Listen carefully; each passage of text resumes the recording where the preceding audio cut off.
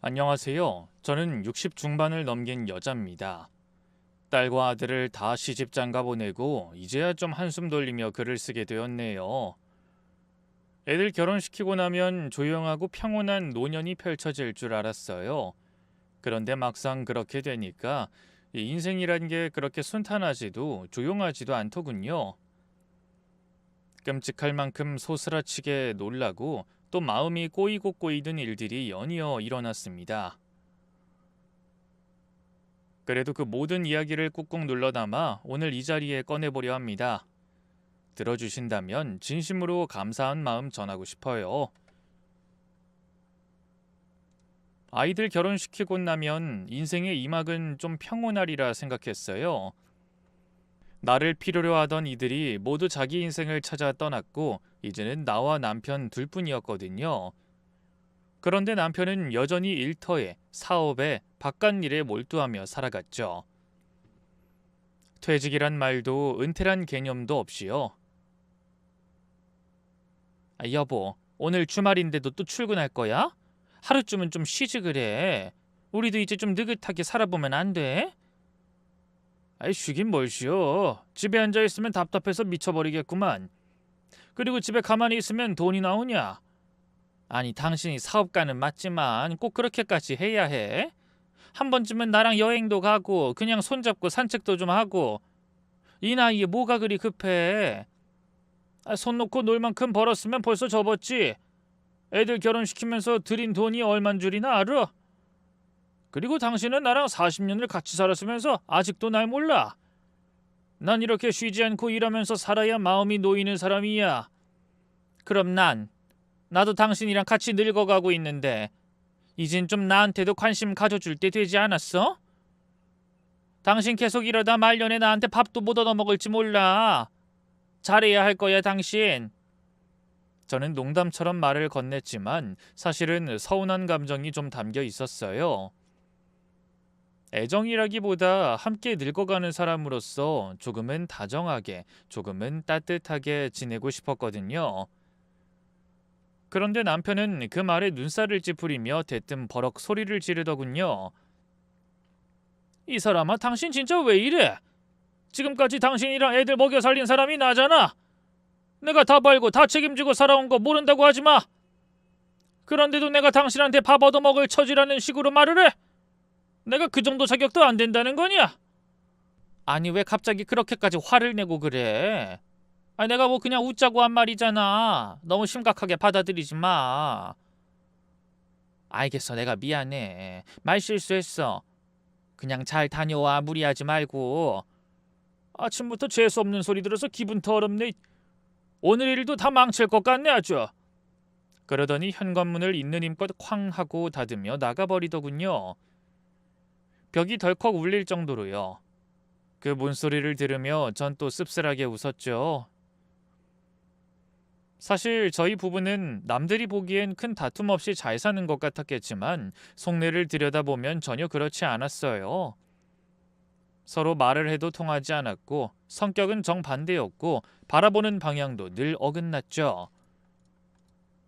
그래도 그렇게 다른 남자와 40년을 함께 살아낸다는 것, 그 자체가 기적 같기도 했어요. 그래서였을까요? 남편이 화를 내고 문을 쾅 닫고 나가버려도 전 이제 덤덤하게 받아들였어요.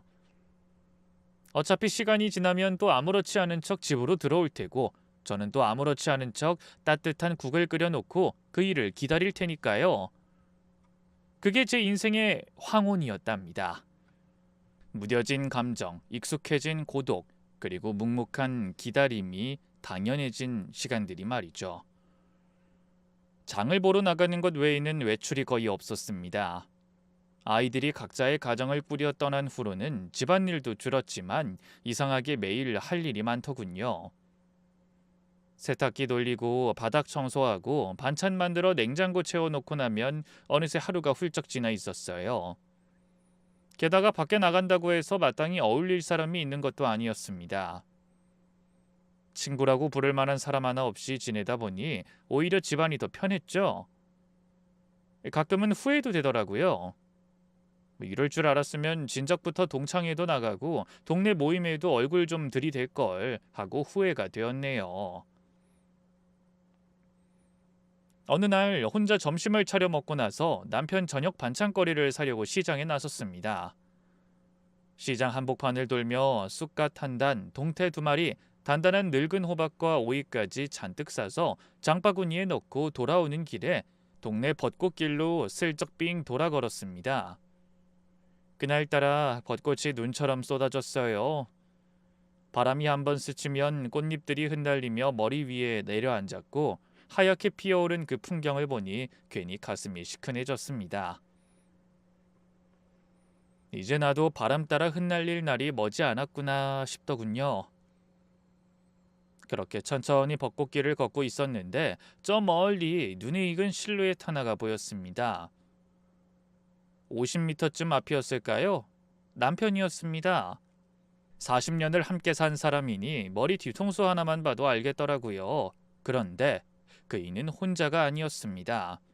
자그마한 체구의 여자가 그의 팔에 어깨를 기대고 있었고 남편은 그런 여자의 허리를 슬쩍 감싸 안고 걷고 있었죠. 심장이 쿵 내려앉았고 저는 무의식 중에 발걸음을 재촉해 거리를 좁혔습니다. 그의 뒷모습이 점점 커지면서 두 주먹엔 절로 힘이 들어갔습니다. 귀를 기울였더니 그 입에서 들려오는 소리는 믿기 힘든 말이었습니다. 우리 벚꽃 구경 다 하고 저기 모텔 갈까? 내가 예약해둔 데 있는데 조용하고 좋아. 아니 몰라 진짜. 오빠 나만 보면 맨날 그 얘기만 해. 뭐 벚꽃은 핑계고 모텔이 진짜 목적이었지? 아이 참 자기가 너무 예쁘잖아. 마음이 자꾸 그쪽으로 쏠리는 걸 어떡하냐고.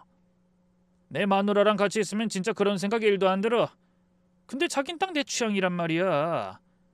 오빠가 사는 동네라며. 여기서 이렇게 다니다 진짜 누가 보면 어쩌려고 그래. 혹시라도 마누라라도 보면 그냥 끝장이잖아. 끝장? 난 지금 자기밖에 안 보여. 누가 보든 말든 상관 안 해. 마누라가 앞에 나타나면 난 당당하게 말할 거야. 이 여자가 내 사랑이라고. 이 여자가 내 진짜 인생이라고. 그 말을 듣는 순간 제 안에서 이성의 끈이 빡 하고 끊어졌습니다. 장바구니를 번쩍 들어 남편의 뒤통수에 있는 힘껏 내리쳤죠. 무게감 있는 늙은 호박과 비린내 풀풀 풍기는 생선, 단단한 오이까지 가득 찬 장바구니는 제 분노 그 자체였습니다. 정통으로 맞은 남편은 꺾인 나무처럼 바닥에 퍽 쓰러졌습니다. 놀란 상간녀가 뒤돌아보며 소스라치게 놀라더니 저와 눈이 마주친 채로 굳어버렸습니다. 저는 장바구니에서 생선 한 마리를 쥐었고 그 여자의 얼굴에 그대로 문질렀습니다. 생선 비늘이 묻은 그 미끈한 몸통을 얼굴에 꽉 눌러대고는 입에다 생선 대가리를 들이밀며 소리쳤죠. 이 망할 거사. 할 짓이 없어서 남의 집 남편이랑 놀아나? 너 혹시 네 남편도 이런 짓 하고 다니는 거 알아? 상간녀는 생선 대가리를 문 채로 울먹이며 뒤로 물러서야 했고 저는 그 여자의 뺨을 활짝 펼친 손으로 지지겨버리듯 밀쳤습니다. 그 여자는 그대로 바닥에 쓰러지며 구르고 구경꾼들의 탄성이 퍼지기 시작했죠. 그제야 정신을 차린 남편이 몸을 일으켜 저를 향해 소리를 질렀습니다. 이 여편네가 진짜 미쳤나? 길바닥에서 지금 뭐하는 짓이야? 뭐하긴 뭐래? 너 같은 발정난 늙은이 응징 중이지. 그 썩은 머리 내가 지금 제대로 말려줄게. 나도 사람이고 사생활이란 게 있다고. 그 정도는 그냥 눈 감아줄 수도 있는 거 아니야? 못 본 척하면 되는 거잖아. 이 나쁜 놈아. 젊었을 땐 자식들 때문이라도 참았지. 근데 지금은 아니야. 지금은 내가 너한테 맞춰야 할 이유 단 하나도 없어. 아니면 어쩔 건데? 어쩌긴 뭘 어째? 내 화가 풀릴 때까지 일단 쳐 맞아라 이 발정난 자식아. 그날 저는 65년 인생 중 가장 뜨겁게, 가장 격렬하게, 가장 후회 없이 주먹을 휘둘렀습니다. 머리채, 따귀, 발차기, 생선 테러, 할 수 있는 모든 수단을 동원해서 바람난 인간을 단죄했죠. 상간녀는 울면서 달아났고 남편은 구경꾼들이 몰려들어 휴대폰을 들이대는 순간까지 제 소나기에서 벗어나지 못했답니다. 제가 먼저 집에 들어왔고 남편은 그로부터 대략 10분쯤 뒤에 집에 들어섰습니다. 현관문이 열리는 소리와 함께 그의 발걸음 소리가 느릿느릿 들려오더군요. 마치 아무 일도 없었다는 듯이 말이죠. 그러나 저는 더 이상 설명도 변명도 필요 없었습니다. 긴 말 없이 단도직입적으로 말했죠. 이혼해.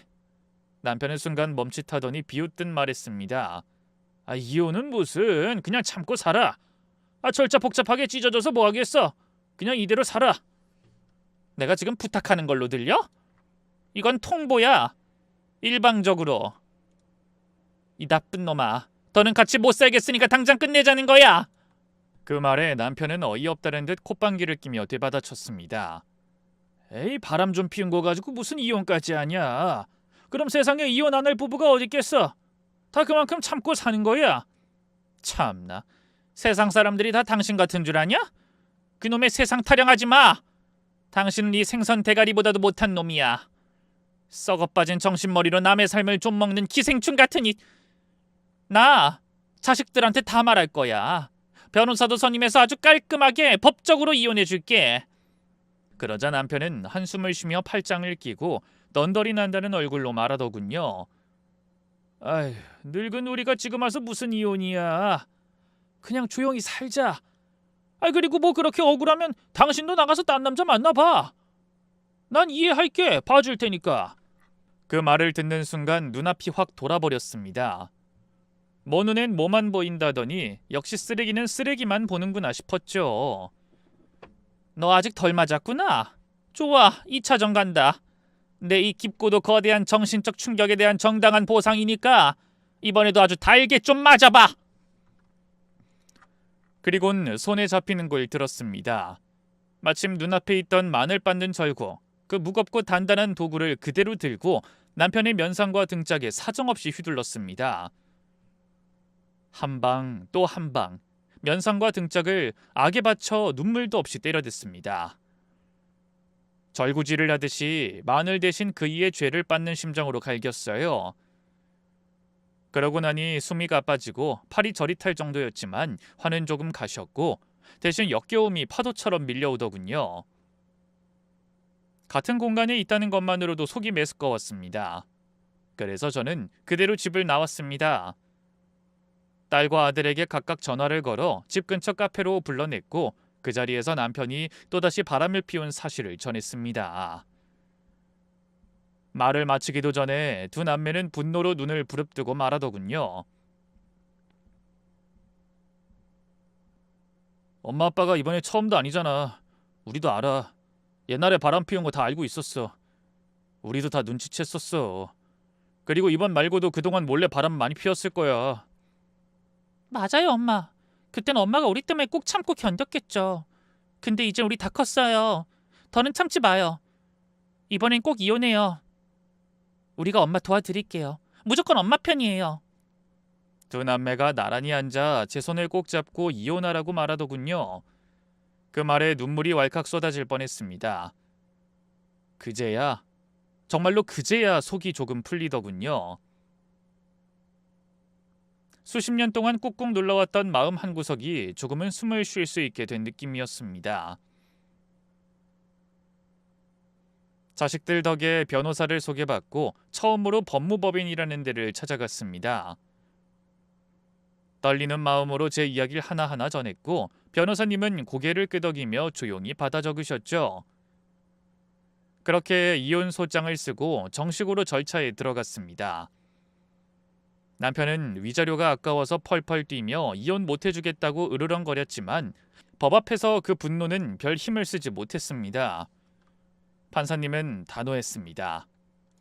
이혼 판결을 했고 위자료는 남편 재산의 절반을 저에게 주라는 명령이 떨어졌습니다. 이혼 후 저는 딸 집 근처에 있는 조용한 동네의 아파트에 전세로 들어갔습니다. 혼자만의 공간, 오롯이 나만의 숨구멍이 생기자 어찌나 마음이 편하던지 날아갈 것 같았어요. 매일 아침 눈을 뜰 때마다 이혼하길 정말 잘했다는 생각이 가슴에서 톡톡 솟아났습니다. 그 인간, 전 남편은 상간녀와 살림을 아예 차렸다고 하더군요. 이런 말까지 굳이 듣고 싶진 않았지만 아들 녀석이 다녀와서 전하더군요. 엄마, 나 아버지 집에 가봤어. 그냥 아들로서 아버지가 어떻게 사는지 보려는 거였는데 아휴, 볼 꼴 못 볼 꼴 다 봤다. 둘이 부엌에서 마주보고 술 마시면서 노닥거리는 모습에 도저히 말이 안 나와. 속이 울렁거리더라. 한숨 섞인 그 말에 저는 담담히 웃으며 말했죠. 냅둬라. 그렇게 살게. 난 이제 네 아빠가 뭘 하든지 전혀 상관 안 한다. 지금이 얼마나 좋은지 니들은 모를 거야. 그렇게 저는 황혼이혼이라는 단단한 고비를 넘어 제2의 인생을 시작하게 되었습니다. 그러던 어느 날 딸과 저녁 약속이 있어 집을 나서려다 동네에 새로 생긴 도넛 꽈배기 가게 앞을 지나게 되었어요. 입구에 직원 모집이라고 붙어있는 종이가 눈에 띄더군요. 무슨 마음에서였는지 문득 안으로 들어가 일자리를 물었습니다. 안녕하세요. 혹시 알바 구하신다고 해서요. 저 일할 수 있을까요? 점장은 저를 보며 환하게 웃으며 맞이했죠. 어머님처럼 성실한 주부님이라면 더할 나위 없이 좋죠. 만드는 거 어렵지 않아요. 몇 번만 해보시면 금방 손에 익어요. 장사도 잘 되니까 바쁠 땐 좀 정신없지만 금방 지나가요. 그날부터 저는 하루 6시간 도넛 가게에서 아르바이트를 시작했습니다. 기름 냄새에 옷이 배기도 했지만 손으로 무언가를 만들어 파는 일상이 참 따뜻했습니다. 진작 알바를 해볼 걸 그랬다 하는 생각도 들었죠.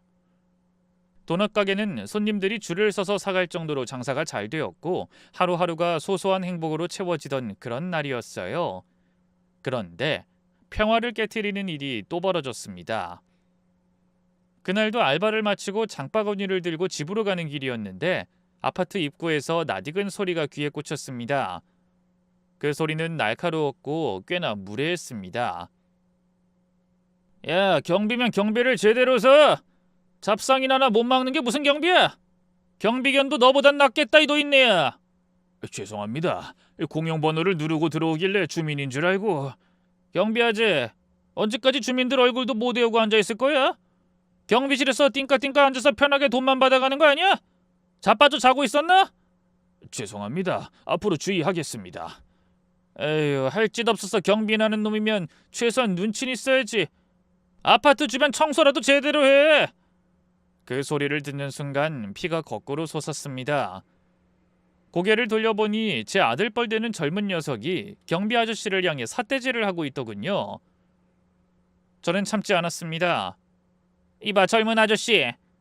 아니 너 지금 뭐라 그랬어? 어른한테 그게 할 말이야? 공용번호 누르고 들어오면 잡상인인지 어떻게 알아? 주민이 한둘이냐? 당장 경비 아저씨한테 사과해. 그러자 녀석은 비웃으며 말하더군요. 이 할머니는 뭐야? 경비 애인이야? 꼴에 사귀는 사람도 있나 보네. 어이 경비 애인. 애인 교육 좀 잘 시켜. 일 똑바로 하라고.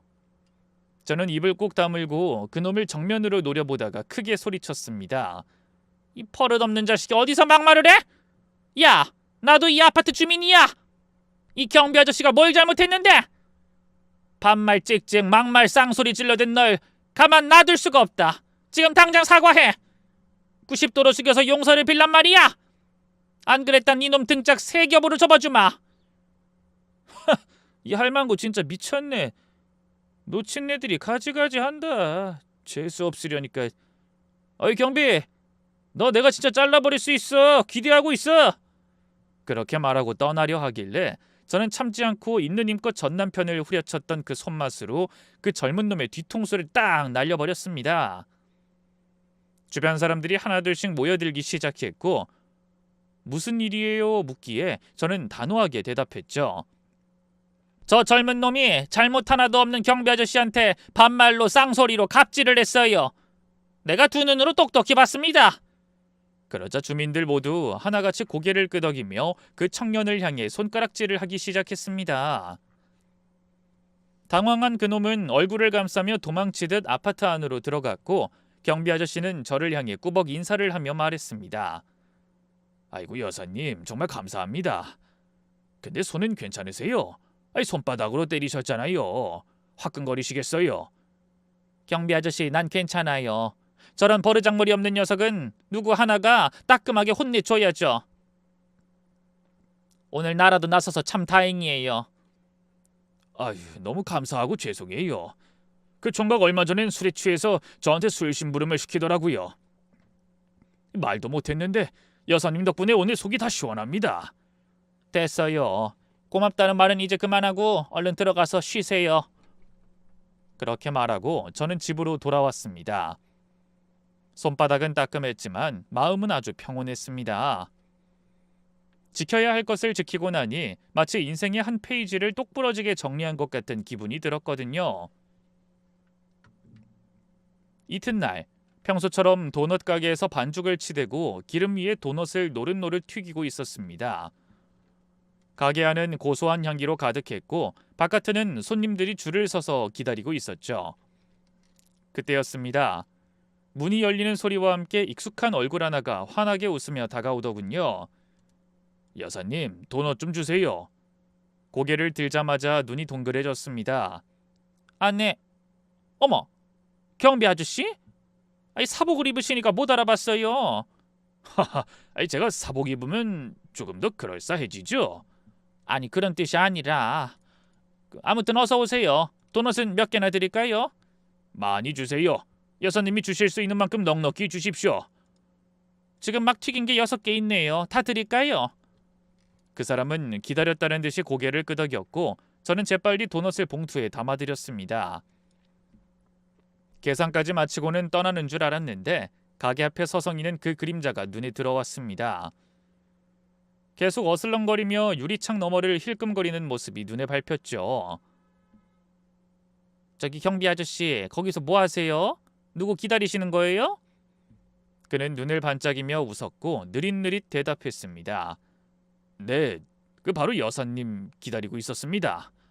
어제 도와주신 것도 감사하고 이 도넛도 그냥 혼자 먹기엔 아쉬워서요. 아까 오전에 사장님께 살짝 여쭸더니 여사님이 5시에 알바 끝난다고 하시더라고요. 그래서 딱 5시 되면 저랑 같이 도넛 드시자고 기다린 겁니다. 그 말에 저는 순간 몸이 얼어붙는 듯 했습니다. 마음속에 경고등이 켜졌죠. 저는 단호하게 말했습니다. 저기요, 저랑 약속하신 적 있으세요? 그리고 제가 아저씨 친구입니까? 왜 이렇게 부담스럽게 남의 일터까지 찾아오고 기다리고 계신 거예요? 지금 이러시는 거 굉장히 불쾌합니다. 미안하지만 당장 자리를 떠주세요. 그 말에 그는 당황한 얼굴로 눈을 깜빡이며 물러났고 아이고 여사님, 제가 생각이 짧았네요. 불편하게 해드려 죄송합니다. 라고 말하며 황급히 주랭랑을 치듯 가게를 빠져나갔습니다. 그날 이후로 그는 다시는 다가오지 않을 줄 알았는데 경비 아저씨는 오히려 더 살갑게 굴기 시작했죠. 아파트를 오가다 마주칠 때마다 인사를 건넸습니다. 여사님, 어제는 잘 주무셨나요? 오늘도 좋은 하루 보내십시오. 네? 아, 예, 경비 아저씨도요. 하하, 저는 여사님 덕분에 날마다 좋은 하루 시작하고 있습니다. 그 인사 한마디가 매일같이 반복되었고 거기서 그치지 않았습니다. 매일 도넛 가게에도 들렀습니다. 마치 출근 도장 찍듯이요. 여사님, 오늘은 꽈배기랑 핫도그 좀 주세요. 안 먹어본 걸 먹어봐야죠. 물론 여사님이 만든 거라면 뭘 먹든 죄다 맛있을 테니까요. 하하하. 손님들이 줄지어 기다리고 있었기에 그를 밀어내는 말 한마디 내뱉을 여유도 없이 네 알겠습니다 하고 얼른 조리에 봉투에 담아 건넸습니다. 마음 한켠이 불편했지만 일을 우선으로 생각해야 했으니까요. 매일같이 경비 아저씨의 얼굴을 서너 번씩 보다 보니 어느새 저도 모르게 그를 향해 먼저 미소를 짓게 되었습니다. 마음이 먼저 반응하고 있다는 걸 저 자신도 어찌 해석해야 할지 몰랐지만 그 미소가 점점 익숙해졌고 눈이 마주치면 가슴이 콩콩 뛰는 걸 느끼게 됐죠. 경비 아저씨 또 오셨네요. 오늘 도넛은 누구랑 드실 거예요? 동료 경비들이랑요. 하하, 제가 친구도 없고 자식들은 다 결혼해서 떨어져 살고 요즘엔 동료들이 제 가족이나 마찬가지랍니다. 아유, 그러시구나. 저도 마찬가지예요. 애들 다 키워서 시집장가 보내고 나니까 이제 저 혼자예요. 그리고 지금은 혼자 지내고 계시죠?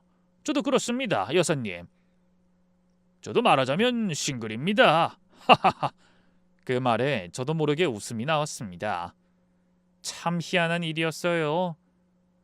어느 순간부터 경비 아저씨의 눈빛이 따뜻하게 느껴졌고 그 미소가 푸근하게 다가왔습니다. 그렇게 매일 도넛 가게에서 마주치고 아파트 복도에서 인사를 주고받고 때로는 날씨 이야기를 나누고 시간이 흐르면서 그와 나 사이엔 말없는 우정 같은 것이 싹트고 있었습니다. 그리고 한 달쯤이 지났을 무렵이었습니다. 그날도 어김없이 도넛을 사러 오셨던 그분이 평소보다 더 말끔하게 차려입고 손에 작은 종이봉투를 들고 오셨더군요. 눈빛이 달라져 있었고 분위기도 어딘가 달뜬 듯했죠. 그리고 조용한 틈을 타 그가 갑자기 제 앞에서 입을 열었습니다. 여사님, 아니 경자씨, 이 주책이라 생각하실 수도 있고 갑작스럽다 생각하실 수도 있습니다. 근데요, 저 요즘 매일매일이 설렙니다. 여사님을 보고 나서부터요. 저 여사님을 좋아합니다. 저는 순간 숨이 멎는 줄 알았습니다. 그의 말은 머뭇거림 없이 이어졌습니다. 저요, 여사님과 사랑에 빠져보고 싶습니다. 아니 사실은 전 이미 빠졌습니다. 여사님을 사모하고 사랑합니다. 제 진심이에요. 그 말을 듣는 순간 가슴 안쪽에서 오래 잠들어 있던 무언가가 깨어나는 느낌이었습니다. 설렘인지 당황스러움인지 감격인지 모를 감정이 뒤섞여 눈앞이 아득해졌어요. 어머, 아저씨, 저 너무 혼란스러워요. 전 그냥 친구라고만 생각했는데. 그럴 줄 알았습니다. 저도 오래 고민했어요. 근데 이대로 두면 평생 그냥 친구로 남을 것 같더군요. 그래서 용기 내봤습니다. 혹시 거절하시더라도 후회는 없을 겁니다. 그는 그렇게 씩씩하고 당차게 자신의 마음을 꺼내놨습니다. 어디 숨지도 않고 흔들리지도 않는 눈빛이었죠. 그 모습이 어찌나 선명하게 가슴에 와닿던지 며칠을 두고 생각해도 그 얼굴이 아른거리더군요. 결국 저는 오랜 고민 끝에 마음의 문을 열었습니다.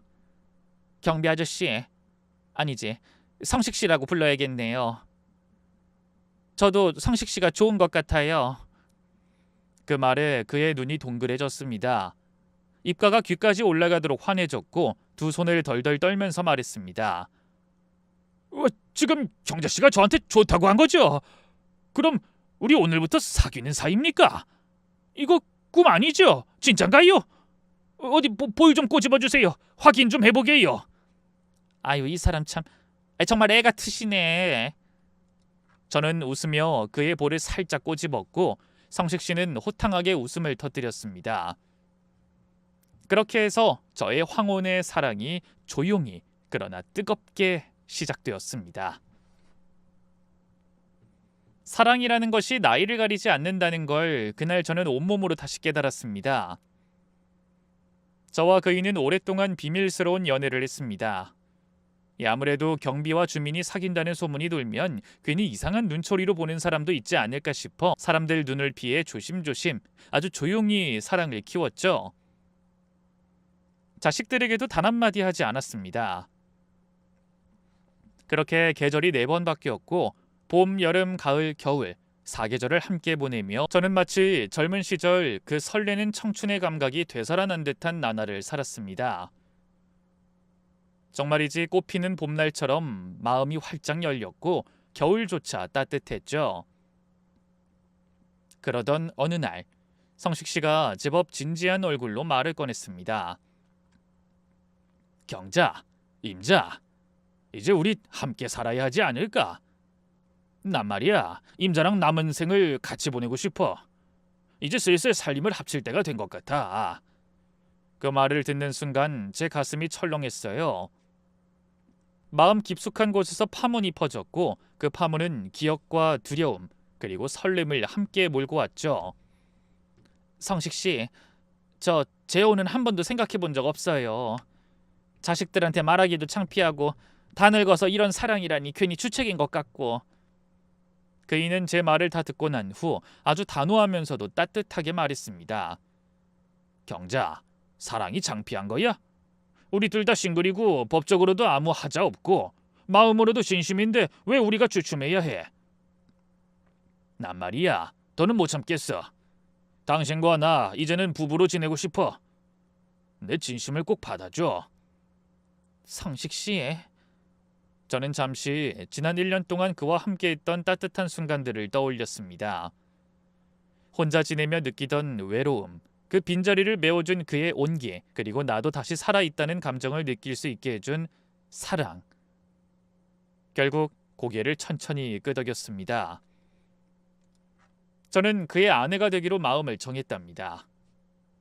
그 후 성식 씨는 더 이상 비밀 연애는 하지 말자며 자기 집으로 저를 초대했습니다.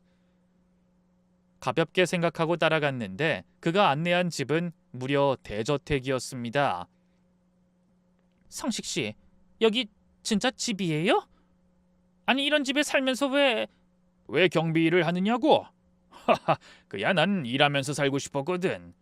그냥 집에 앉아있는 거 정말 못 견디겠더라. 은퇴하고 멍하니 있으면 우울해질 것 같아서 내가 할 수 있는 일 중에 가장 사람들과 가까이서 지낼 수 있는 걸 택한 거지. 직업엔 귀천이 없잖아, 안 그래? 그 순간 저는 또 한 번 그 사람에게 반했습니다. 겉모습이 아닌 생각과 태도에서 묻어나는 그 멋짐에요. 부자라는 사실보다 사람을 귀하게 여기는 그의 철학이 더 근사하게 느껴졌습니다. 집 안으로 들어가자 성식 씨의 자녀들이 나와 반갑게 저를 맞아줬고 어떤 이는 자연스럽게 어머니라고 부르기도 했습니다. 작은 식탁에 둘러앉아 수줍게 밥을 나눠 먹고 도란도란 이야기를 나누며 아주 따뜻하고 소박한 시간을 보냈습니다. 며칠 뒤 저도 결심을 했습니다. 이제는 내 가족에게도 이 사랑을 알릴 때다 싶었죠. 그래서 제 집으로 딸 부부와 아들 부부를 초대했고 그 자리에 성식 씨도 함께 초대했죠. 식탁에 둘러앉은 순간 딸내미가 눈이 휘둥그레져서 외쳤습니다. 세상에, 엄마가 연애를 하셨다고요? 우리한텐 남자라면 질색이라면서 몰래 이렇게 연애를 하신 거예요? 엄마 진짜 너무하시네. 미안하다 얘야. 다 늙어서 괜히 주책 맞다는 소리 들을까봐 비밀로 했어. 근데 엄마가 연애하는 거 싫으니? 무슨 소리예요? 대환영이죠. 어르신 어서 앉으세요. 이야, 외모도 멋지신데요? 우리 엄마 좀 잘 부탁드려요. 그러자 성식 씨가 웃으며 말했어요. 그럼요. 앞으로 제 안사람 될 분이니 온 마음 다해 모시겠습니다. 안사람이요? 헐, 우리 엄마 진짜 새 시집 가는 거야? 엄마 축하해요, 진심으로. 저는 수줍게 고개를 끄덕였고 그날 이후 자식들과 성식 씨는 수많은 대화를 나누며 서로를 자연스럽게 받아들이는 한 가족이 되었습니다. 늦은 인생에 찾아온 사랑은 생각보다 훨씬 더 따뜻하고 눈부시고 사람을 다시 살아가게 하는 힘이 있다는 걸 그날 저는 온 마음으로 다시 느꼈습니다. 며칠 뒤 양가 가족들이 모여 상견례 겸 축하 파티를 하기로 했습니다. 저희는 결혼식을 따로 올릴 계획은 없었지만 가족들끼리 모여 따뜻하게 축하하고 앞으로의 앞날을 다짐하는 자리를 마련한 것이었죠. 저는 딸 부부의 차를 타고 약속 장소에 도착했고 잠시 후 아들 부부도 환하게 웃으며 들어왔습니다. 아들이 저를 바라보며 감탄을 터뜨렸습니다. 엄마, 오늘 진짜 예뻐요. 결혼 축하해요, 엄마. 그래, 고맙다. 니들 덕에 이 엄마가 말년에 새 시집을 잘 가게 됐다. 이제 대저택에서 사시면 우리 엄마 사모님 소리 듣겠네요. 우리 자식들이 못해드린 걸 새아버지가 해주시니 이제 잘 보여야겠어요. 아이, 사모님은 무슨. 난 재혼해도 도넛 가게 일은 계속 할 거야. 성식 씨도 경비 일 계속 하기로 했고. 두 분 다 똑같이 좋은 분들이셔서 마음이 놓여요. 엄마 정말 잘 사실 거예요. 그렇게 자식들의 축복을 받으며 성식 씨 가족들을 기다리고 있던 중 식당 문이 벌컥 열리더니 믿을 수 없는 얼굴이 들어섰습니다. 전 남편이었습니다. 저는 헉하는 소리를 내며 입을 틀어막았고 딸과 아들도 마찬가지로 경악에 가까운 얼굴로 얼어붙었습니다. 그 순간 아들이 다가와 절 보며 조심스럽게 말했습니다. 엄마 죄송해요. 그 아버지 뵈러 갔는데 엄마 소식 물어서 대충만 얘기했거든요.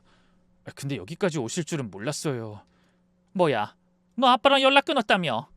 그랬었는데 요즘 많이 힘들어 보이셔서 몇 번 찾아뵀어요. 됐고 지금 저 인간 당장 내쫓아. 이 자리가 어떤 자리인 줄 알아? 지금 당장 나가! 알았어요, 엄마. 우리가 바로 내보낼게요.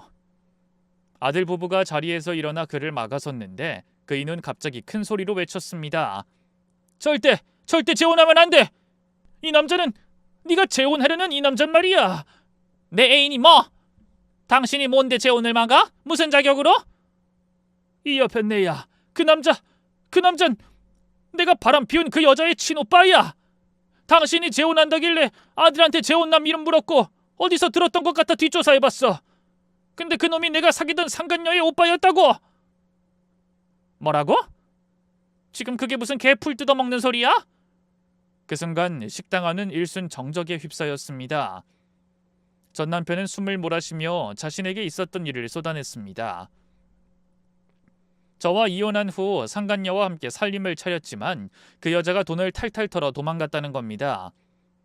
그러고는 여자의 가족을 수소문해 찾아갔고 그중 하나가 성식 씨였다는 이야기를 했죠. 이제 알겠어? 네가 사랑한다는 그 남자, 내가 사귀던 여자의 오빠라고. 진짜 이런 막장 같은 결혼 꼭 해야겠어. 말 같지도 않은 소리 하지 마. 나는 당신 말 단 하나도 못 믿겠어. 여보, 나 이제 정신 차렸어. 그 여자한테 완전히 이용당하고 버림받았어. 돈, 자존심 다 털렸어. 제발 이 재혼 포기하고 우리 다시 시작하자. 나 당신 없이 못 살아. 나 진심이야. 제발 부탁이야. 그 어처구니 없는 말을 듣고 저는 혀를 찼습니다. 기가 막혀. 이제 와서 왜 이래? 성식 씨랑 재혼을 안 해도 너랑은 절대로 재결합 같은 거 안 해.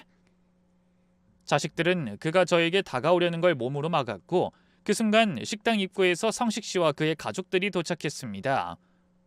경자, 이 사람은 누구야? 설마 아는 사람이야? 성식 씨, 이 사람이 제 전 남편이에요.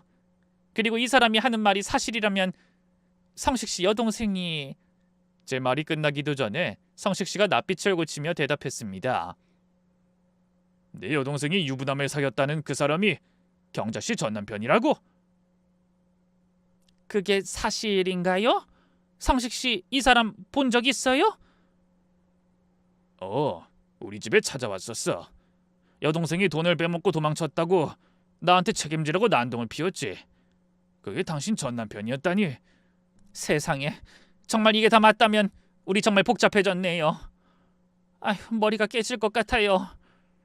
막 시작하려던 제2의 인생, 따뜻하고 평화로워질 줄 알았던 황혼의 여정이 다시 한번 폭풍 한가운데 던져진 순간이었습니다. 저는 솔직히 그 자리에서 모든 걸 포기할까 했습니다. 막장 드라마도 이런 막장이 없을 것 같았거든요. 하지만 그런 저의 체념에 브레이크를 걸며 성식 씨가 단호하게 말을 꺼냈습니다. 경자, 내 말 좀 똑바로 들어줘. 내 여동생이랑 오래전에 인연을 완전히 끊었어. 그 기집애가 예전부터 사고를 쳐도 너무 많이 쳐서 우리 가족 전부가 나까지 포함해서 등을 완전히 돌렸다고. 그 애는 10년 전에 내 돈 3억을 빌려가더니 그 길로 연락도 끊고 자취도 감췄어. 그 후로 전화 한 통, 문자 한 줄도 못 받았고. 내겐 이미 없는 사람이야. 남보다도 더 멀어진 남남이야. 그런데 어느 날 동생 애인이라는 놈이 불쑥 찾아와서는 문 두드리면서 행패를 부리더라. 여동생이 돈을 빼먹고 도망쳤다면서 나더러 갚으라고. 그게 바로 저 인간이야. 이 자식 지금 여기서 어이없는 폭로로 우릴 갈라놓으려 하고 있는 그 인간이라고. 그 목소린 뜨겁고 진심이었습니다. 그 순간 제 가슴도 뭔가 묵직하게 울렸죠. 그랬던 거예요, 성식 씨? 그럼 진짜 우리랑은 아무런 상관없는 사이인 거 맞죠? 우리가 이렇게 결혼하는 게 죄 지는 일도 아니고 벌 받을 일도 아니죠? 나 막장 드라마 주인공 되는 거 그런 건 진짜 싫어요. 성식 씨는 제 눈을 똑바로 바라보며 손을 꼭 잡고 말했습니다. 막장? 벌? 아니, 절대로 그렇지 않아. 내 여동생이라는 작자는 이미 내 인생에서 사라진 지 오래고 그 인간이 누굴 사귀든 무슨 짓을 했든 우리 둘과는 단 1도 관련 없어. 그러니까 제발 아까 그 쓰레기 같은 말들 때문에 우리 사이 흔들리게 하지 마. 우린 아무 잘못도 없고 지금처럼만 사랑하면 되는 거야. 괜한 걱정 집어치워. 나는 당신을 당당히 내 아내로 맞이하고 싶어. 그 말에 저는 처음으로 깊은 숨을 편하게 내쉴 수 있었습니다. 그제야 가슴이 놓였고 양가 자녀들도 두 손을 높이 들어 완전 지지 선언을 해줬습니다. 하지만 문제는 여전히 하나 남아 있었죠. 그 인간, 전 남편이었습니다. 그놈은 여전히 식탁 끝에 버티고 앉아 의자 등받이에 등을 꾹 누인 채 뻔뻔하게 말했습니다. 여보, 나 좀 봐. 당신 이놈이랑 정말로 재혼하겠다는 거야? 지금이라도 늦지 않았어. 여보, 나 진짜 당신 필요해. 아니, 사랑해. 세상 그 어떤 것과도 바꿀 수 없는 내 유일한 여보라고. 전 남편은 두 팔 벌려 가슴에 손까지 얹으며 한마디 더 얹었죠. 당신 없는 내 인생은 팥없는 붕어빵이야. 안고 빠진 껍데기라고. 그러니까 어서 이놈 버리고 나한테 돌아와. 다시 우리 예전처럼 살자, 여보. 이제와 후회를 하고 진심을 담았다는 건 알겠지만 말도 안 되는 비유와 처참한 염치 없음에 저는 말문이 막혀 입술만 달싹이며 말을 잇지 못했습니다. 그때 성식 씨가 자리에서 천천히 일어나 차분하지만 단호한 목소리로 제 아들과 딸에게 말했습니다. 우리 아드님 따님, 이제 이 문제 내가 정리해도 될까? 좀 시끄러울 수 있습니다만 조용히는 안 끝날 것 같네요. 아들, 딸은 동시에 고개를 끄덕였습니다. 그 순간 성식 씨는 바로 전 남편의 멱살을 휘어잡으며 외쳤죠. 일어나! 나와! 식당 밖으로 나가서 너랑 1대1 단판 짓자고! 이거 놔! 이 손 놔! 경자는 내 마누라야, 내 전부야! 영원히 내 거란 말이야! 그리고 내 여동생, 그 기집애가 내 돈 탈탈 털어먹고 튀었어! 그게 어딨어! 네가 갚든 거 아니면 내 마누라를 내놔! 이 자식이 지금 종로에서 뺨 맞고 한강에서 화풀이하네. 내 여동생은 오래전에 남보다 못한 관계가 된 사람이야. 그리고 내가 무슨 연좌제야? 내가 왜 네 피해까지 책임져야 해? 당장 나와! 나와서 끝장을 보자고! 그렇게 상견례 자리는 결투의 장으로 변했고 두 사람은 식당 문을 박차고 밖으로 나갔습니다. 저는 자식들에게 말했죠. 얘들아, 이건 어른들 문제야. 우리가 알아서 해결하고 올게. 조금만 앉아서 기다려줘. 금방 돌아올게. 엄마, 괜찮겠어? 괜찮아. 걱정하지 말고 성식 씨 자녀들도 잠시만 기다려줘. 다 정리하고 올게. 저는 그 말을 남기고 두 남자가 싸움을 벌이고 있는 식당 뒤편으로 헐레벌떡 뛰어나갔습니다. 그곳에서 본 광경은 참 상상 이상이었습니다. 전 남편은 성식 씨에게 멱살을 잡힌 채 주먹을 휘두르고 있었지만 성식 씨는 날렵하게 피해대더니 순식간에 그의 팔을 꺾어 시멘트 바닥에 엎어치기 한 판을 내버렸죠. 아이, 이 노지네가 왜 이렇게 힘이 세? 그렇다고 해도 내가 못 이길 줄 알아? 말했지, 경자는 내 마누라야. 네가 감히 가져갈 수 없어. 경자씨가 무슨 물건이야? 어디서 내 사랑을 물건처럼 내 거라고 우기고 있어? 경자씨는 내가 가장 사랑하는 사람이야. 그리고 앞으로도 영원히 내 아내가 될 거야. 그러니까 다시는 우리 앞에 발도 디디지 마라. 2번 다시. 그렇게는 안 돼. 난 죽어도 포기 못해. 경자는 내 유일한 사랑이야. 무슨 수를 써서라도 난 경자를 다시 데려올 거야. 그 순간 성식 씨는 이를 악물며 말했습니다. 좋아, 말로는 안 되겠구나. 그래, 네 입으로 잘못했다고 말이 나올 때까지 오늘 확실하게 뼈저리게 깨우쳐주마. 그런 말 못해. 죽어도 포기 못해. 경자는 내 거야. 내 마누라라고. 절대 못 줘. 저는 너무 놀라서 가까이 다가갈 수 없었습니다. 전 남편이 한참 두들겨 맞고 있는 상황이라 조용히 서서 지켜만 보고 있었죠. 성식 씨가 얼마나 속 시원하게 전 남편을 두들겨 팼는지 그 사람 눈두덩이는 퉁퉁 부어올라 제대로 뜨지도 못했고 한때 그토록 잘 돌아가던 그 입방정도 기어코 잠잠해졌습니다. 성식 씨는 마지막으로 숨을 가쁘게 몰아쉬며 말했죠. 다시 묻겠다. 이봐 자네, 우리 앞에 또 나타날 생각 있어 없어?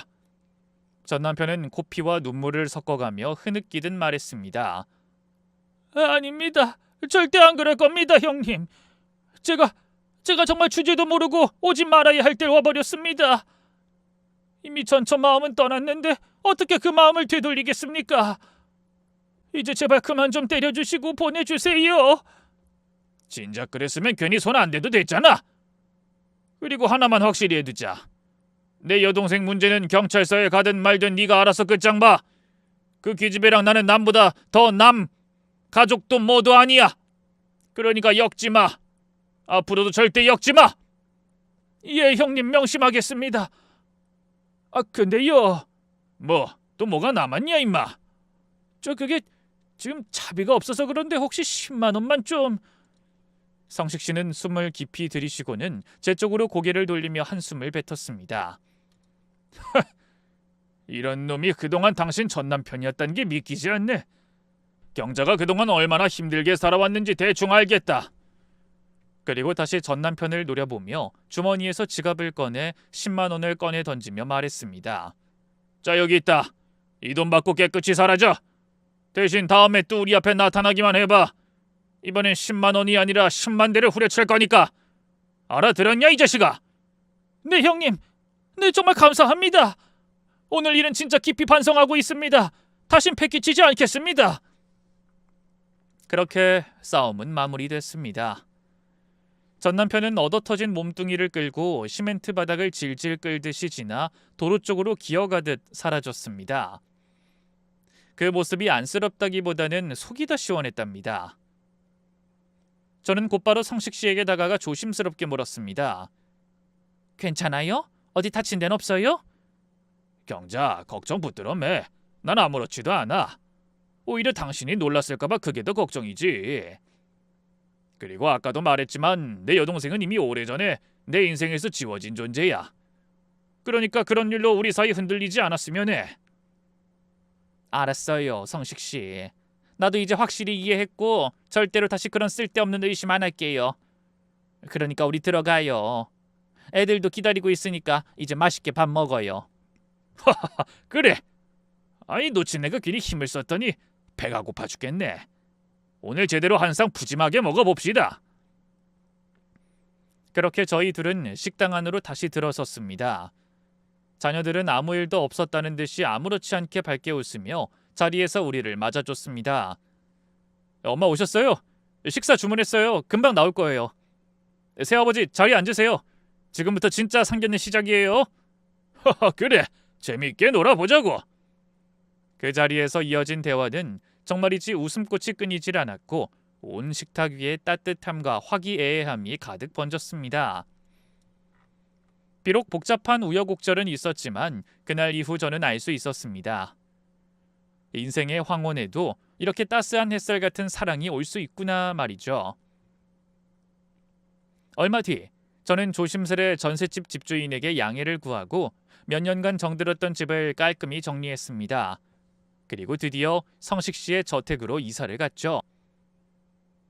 집이 아무리 넓고 좋아도 그곳에서 함께 살 사람이 따뜻해야 진짜 집이라던 말이 그날만큼은 딱 맞는 말처럼 느껴졌죠.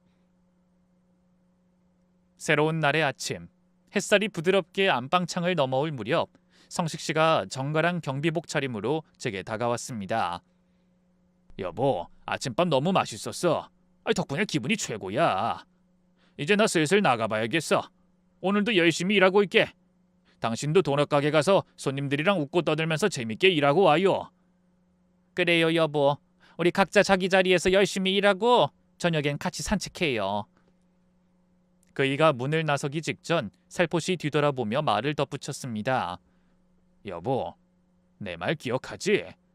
올해까지만 서로 일하고 내년부턴 나랑 손 꼭 잡고 여기저기 여행 다니면서 말년을 함께 보내자고 했던 거.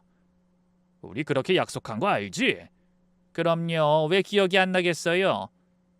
당신 덕분에 요즘엔 여행지 목록을 고르는 게 하루 일과가 됐는걸요. 어디로 갈까 고민하다 보면 내가 복에 겨운 사람처럼 느껴진다니까요.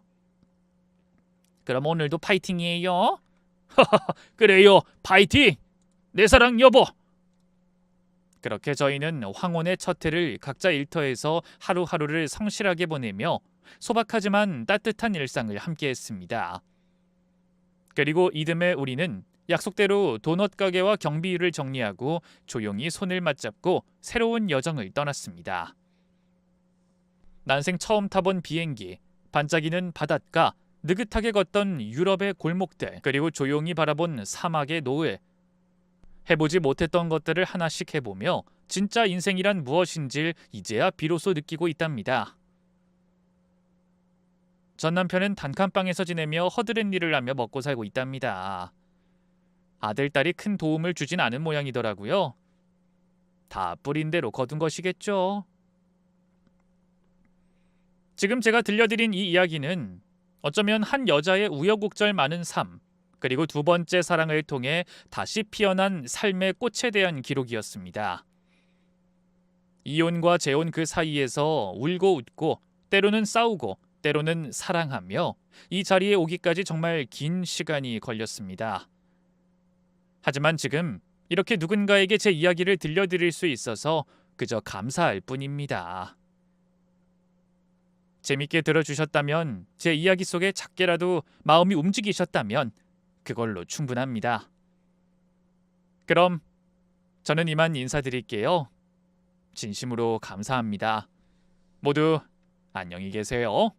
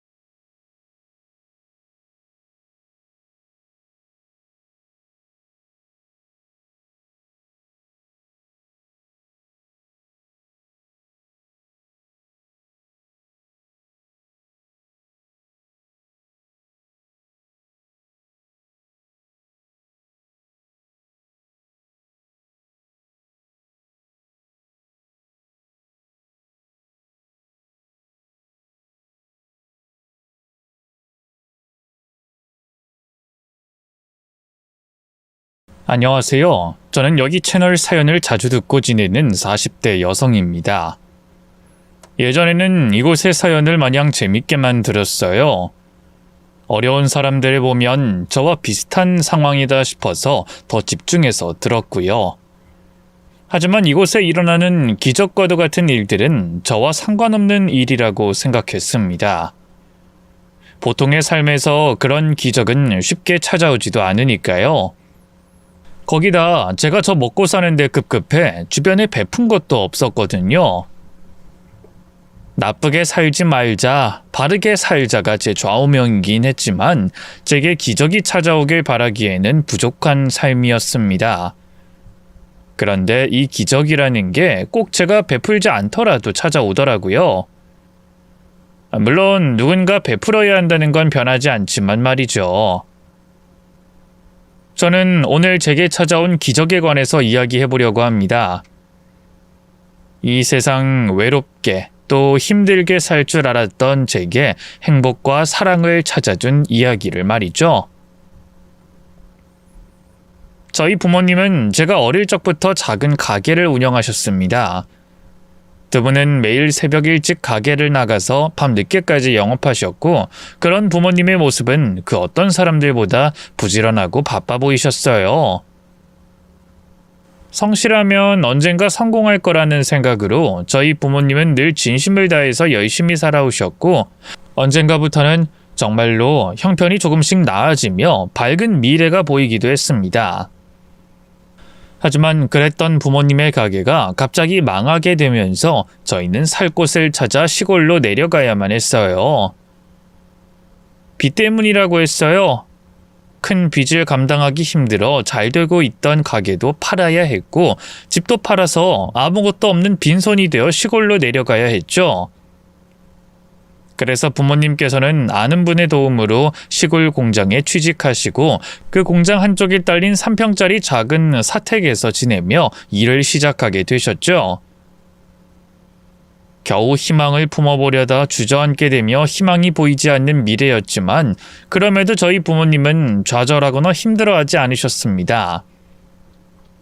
어린 저를 달래기 위해서 더 그러셨을지도 몰라도 부모님은 그런 상황에서도 늘 웃음을 잃지 않으셨어요. 덕분에 저희 가족은 상황은 어려웠지만 여전히 행복할 수 있었죠. 승희야, 새 집 어때? 좀 좁긴 해도 우리 식구들 다 같이 붙어 있으니까 좋지? 응, 엄마 아빠랑 같이 있으니까 좋아. 그렇지?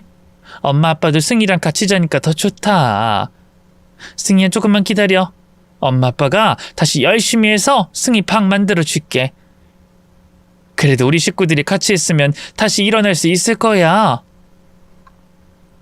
부모님은 긍정적인 분들이셨고 그래서 어떤 상황에서도 밝게 웃으시며 희망을 놓지 않는 분들이셨어요. 그래서 저는 부모님이 또다시 이 어려운 시기를 잘 견디시고 곧 다시 정상적인 삶을 되찾으실 거라고 생각했습니다. 그런데 왜 하필 저희 가족에게 자꾸 불운이 찾아오는지 제가 그런 희망을 채 꿈꾸기도 전에 저희 집에 또다시 끔찍한 일이 벌어지고 말았습니다. 부모님께서 저를 두고 서울에 일을 보러 올라가셨다가 내려오시는 길에 예상치 못한 사고가 벌어지게 됐던 거죠. 그리고 두 분은 안타깝게도 그 사고로 인해 한날 한시에 결국 돌아가시게 됐죠. 그렇게 저는 하루아침에 부모님을 잃고 세상에 홀로 남겨지게 됐습니다. 하필이면 부모님은 형제도 없고 두 분 모두 일찍이 부모님을 떠나보냈던 탓에 저에게는 다른 친척이 없었어요. 늘 부모님과 저까지 세 가족이 전부였기에 저는 부모님을 여의고 고아원에 맡겨질 수밖에 없었습니다. 그렇게 고아원에서 저 같은 아이들과 같이 지내다가 나중에는 위탁가정에 들어가기도 했지만 어쩐 일인지 저는 제대로 보살핌을 받지 못하고 방치되듯 자라게 됐어요. 제가 사랑받기에 부족한 사람인 건지 아니면 제가 만난 어른들만 그렇게 나쁜 사람들이었는진 모르겠지만 누구 하나 저를 걱정하고 챙겨주는 사람은 없었어요. 오히려 고아라는 이유로 구박당하고 차별을 겪어야 했죠. 그런 상황에 저도 충분히 엇나갈 수 있었지만 그때마다 저는 늘 돌아가신 부모님을 떠올리며 마음을 다잡았습니다. 힘든 상황에도 항상 웃음을 잃지 않으셨던 부모님을 생각하며 저는 스스로를 돌보며 흔들리는 마음을 잡으며 지냈어요. 그렇게 차라리 혼자 사는 게 낫겠다 싶었던 저는 성인이 되어 독립할 날만 기다리며 그때까지 조용히 지내기로 했습니다. 그리고 드디어 성인이 된 후 저는 저 스스로 일을 하고 돈을 벌어 생활할 수 있음에 감사하며 열심히 일을 하며 지내게 됐죠. 금전적으로도 생활하는 데 있어서도 자유롭지 못했던 고아원 생활에 비하면 힘들긴 했지만 혼자 지내는 삶이 저에겐 훨씬 좋았습니다. 적어도 아무 이유 없이 저를 괴롭히거나 힘들게 하는 사람은 없었으니까요. 그렇게 저는 스스로 버티기로 결심하며 정말 열심히 지냈습니다. 다른 사람들처럼 취미를 가지거나 인생을 즐기는 건 전혀 몰랐고 오로지 일만 하면서 어떻게든 사회에 자리를 잡고 싶었어요. 그러다 보니 저는 늦은 나이까지 연애도 한번 못 해봤죠. 그러다 제 나이 30이 넘어서야 첫 연애를 하게 됐습니다. 사실 그것도 남편이 먼저 다가와주지 않았더라면 못했을 일이었어요. 연애 경험도 없고 사람 대하는 것도 어려워했던 제가 남자에게 먼저 말 붙일 일도 없었으니까요. 그런 제게 남편은 관심과 애정을 가지고 저를 대해줬고 그런 다정한 모습에 저는 남편에게 빠지게 됐습니다. 부모님을 너무 일찍 잃고 그동안 혼자 외롭게 살아서 그런지 저는 그런 남편이 참 고맙고 좋았어요. 거기다 남편은 다른 여자들한테 눈길 한번 주지 않고 저만 바라보는 사람이었죠. 하루 종일 제가 뭘 했는지 뭘 먹었는지 궁금해하고 언제 어디서나 저만 신경 쓰는 사람이었어요. 그동안 세상의 무관심에 너무 지쳤던 저는 그런 남편의 관심이 싫지 않았습니다.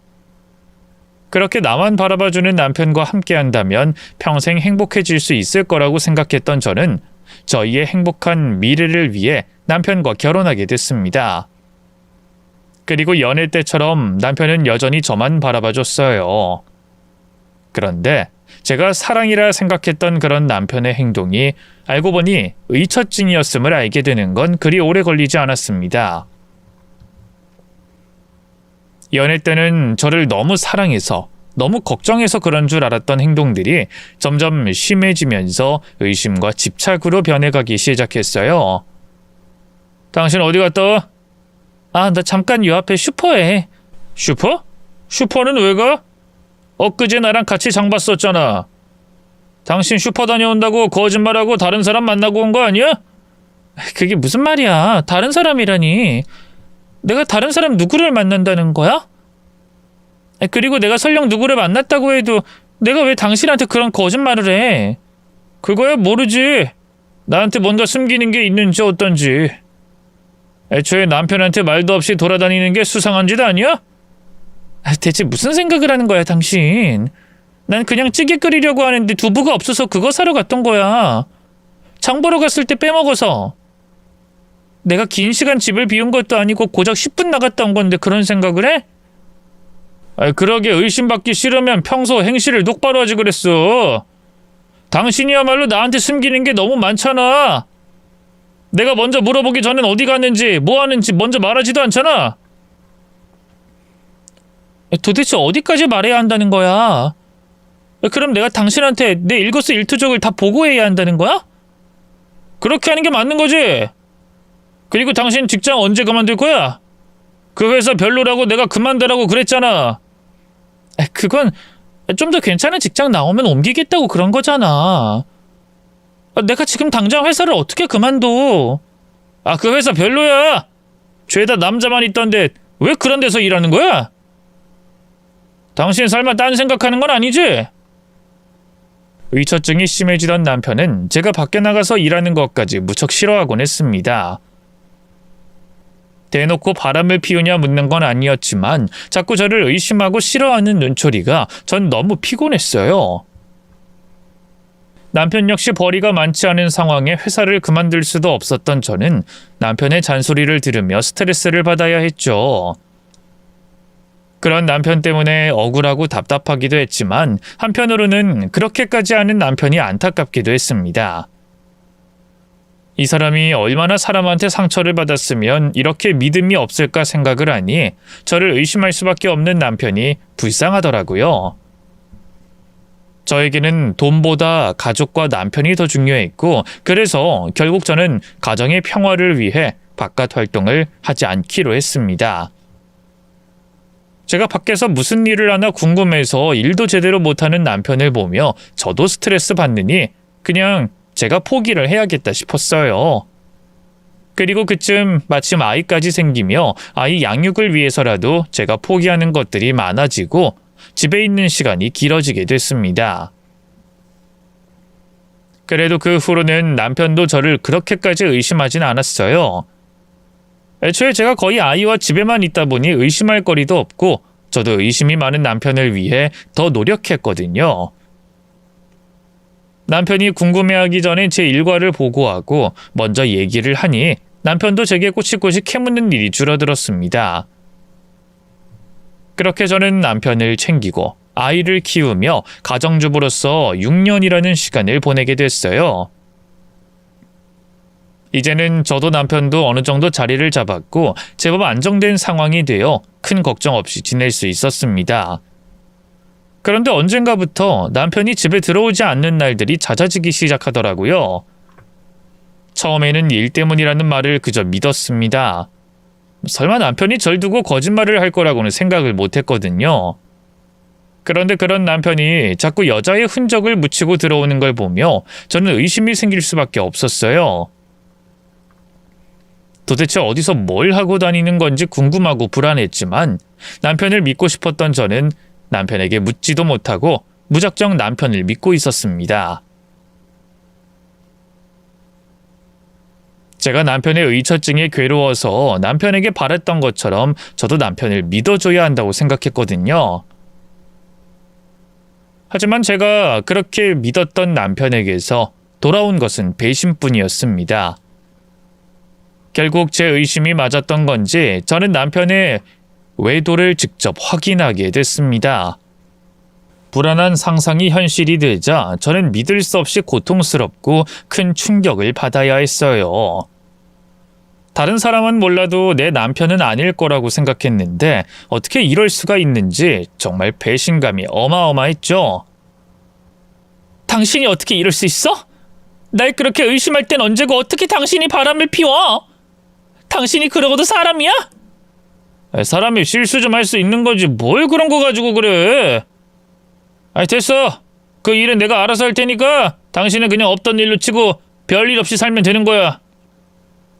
남편은 양심도 없는지 화를 내는 제게 적반하장으로 나왔고 저는 그런 남편을 도저히 용서할 수가 없어 결국 남편에게 이혼을 요구하게 됐습니다.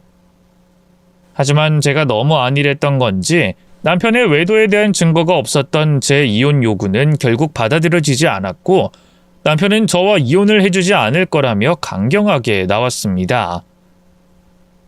남편의 합의 없이 이혼할 수 없었던 저는 고통스러운 결혼 생활을 계속 이어가야만 했죠.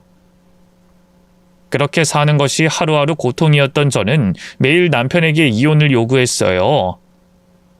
제발 헤어져 달라, 제발 나를 놔달라, 울고불고 사정까지 했습니다. 그러자 남편도 제가 귀찮아진 건지 결국 이혼을 해주겠다고 하더라고요. 대신 조건 있어. 승훈이 내가 키울 거야. 양육권만 나한테 넘기면 이혼해줄게. 무슨 말이야? 당신이 왜 애를 데려가? 당신이 언제부터 애한테 그렇게 관심이 있었다고? 내가 애 아빠인데 내가 챙기는 게 맞는 거지. 그리고 어차피 당신은 애 키울 능력도 없잖아. 당신이 돈이 있어 직업이 있어. 애 데리고 가서 무슨 돈으로 키울 건데. 그런 당신보다 내가 애를 키우는 게 맞지 않겠어? 남편은 양육비 때문인 건지 저를 괴롭히려고 그러는지 아이 양육권을 요구했습니다. 그럴 수는 없었던 저는 하는 수 없이 남편과 이혼 소송을 하며 법정까지 가게 됐지만 안타깝게도 경제력이 없었던 저는 결국 남편에게 아이의 양육권을 빼앗기고 말았어요. 그렇게 남편의 외도로 이혼하게 되고 아이까지 빼앗기게 됐습니다. 외도한 남편과 이혼한 건 제게 조금의 충격도 주지 못했어요. 남편에게 다른 여자가 있다는 걸 알게 되고 그 결혼 생활을 하루빨리 정리하고 싶었던 사람은 저였으니까요. 그런데 아들 승훈이를 남편에게 빼앗긴 건 너무 분하고 가슴 아픈 일이었습니다. 바람난 여자에게 눈돌아간 남편이 부모의 이혼으로 큰 충격을 받은 아이를 세심하게 신경 쓰긴 쓸까 싶어서 불신과 걱정이 됐고 그것과 상관없이 무조건 제 소중한 승훈이를 데려오고 싶었어요. 하지만 그 당시 저와 남편의 상황을 놓고 보자면 남편 곁에 있는 게 승훈이에게 더 나은 상황이긴 했죠. 그 상황마저 의처증이 있었던 남편 때문이었지만 제가 직업이 있는 것도 아니었고 당장 돈이 있었던 것도 아니었으니까요. 제가 승훈이를 데리고 오려고 해도 법원에서 판단을 내리기 전에 저 스스로 승훈이를 키우고 보살필 수 있는 조건과 상황을 만들어야 했어요. 제가 먹고 살기 위해서도 일을 해야 했지만 승훈이를 데려오는 걸 가장 우선순위로 올려놓고 일을 시작하게 됐죠. 그러다 보니 제가 못할 일 가릴 일이 없었습니다. 돈만 준다고 하면 뭐든 할 수 있었어요. 하지만 의욕 넘치는 제 심정과 달리 사회에서 보는 저는 그냥 아줌마에 불과했습니다. 제가 할 수 있는 일은 시급과 월급이 얼마 되지 않는 일자리들밖에 없었죠. 처음엔 그것도 감지덕지라 생각하고 일했어요. 그런데 제 입에, 제 몸에 돈 한 푼 쓰지 않고 모아도 돈이 얼마 되지 않더라고요. 그런 식으로 돈을 모으면 우리 승훈이 다 클 때까지 데려올 수가 없을 것 같았습니다.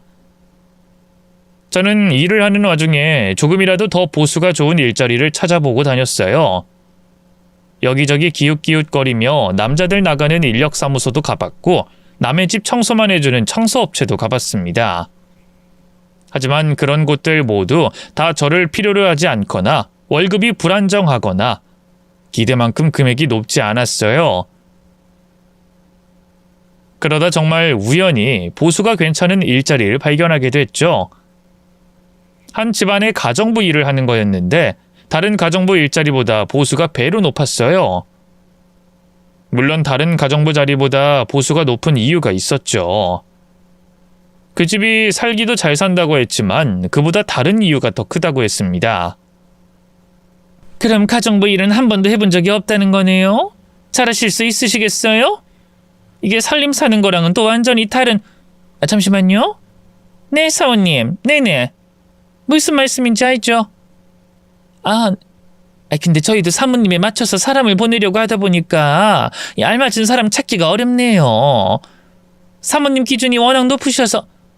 그리고 사실 그 전에 보냈던 분들 있죠? 그분들도 경력이 오래되신 분들이라 제가 사모님 신경 써서 보내드린 건데. 네, 알죠? 아는데. 네. 네네, 알겠습니다. 저도 계속 구해볼 테니까요. 맞는 분 있으면 바로 연락드리겠습니다. 네, 들어가세요. 진짜 너무하네. 사람 그렇게 보냈고 전부 다 돌려보냈으면 어련히 연락하지 말아야지. 사람 다 돌려보내고 또 찾는 건 뭐야?